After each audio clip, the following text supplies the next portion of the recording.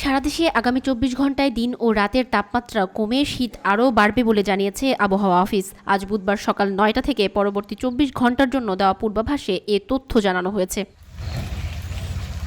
পূর্বাভাসে বলা হয়, আজ অস্থায়ীভাবে আংশিক মেঘলা আকাশ সহ সারা দেশের আবহাওয়া শুষ্ক থাকতে পারে। এছাড়া শেষ রাত থেকে সকাল পর্যন্ত দেশের উত্তর পূর্বাংশের কোথাও কোথাও মাঝারি থেকে ঘন কুয়াশা এবং অন্যত্র হালকা থেকে মাঝারি ধরনের কুয়াশা পড়তে পারে। এদিন সারা দেশে রাতের তাপমাত্রা ১ থেকে ২ ডিগ্রি সেলসিয়াস কমতে পারে এবং দিনের তাপমাত্রা সামান্য কমতে পারে। আবহাওয়ার সিনপটিক অবস্থা সম্পর্কে বলা হয়েছে, দক্ষিণ পূর্ব বঙ্গোপসাগর ও তৎসংলগ্ন এলাকায় বিরাজমান লঘুচাপটি বর্তমানে সুস্পষ্ট লঘুচাপে পরিণত হয়ে দক্ষিণ পশ্চিম বঙ্গোপসাগর ও তৎসংলগ্ন দক্ষিণ পূর্ব বঙ্গোপসাগরে অবস্থান করছে।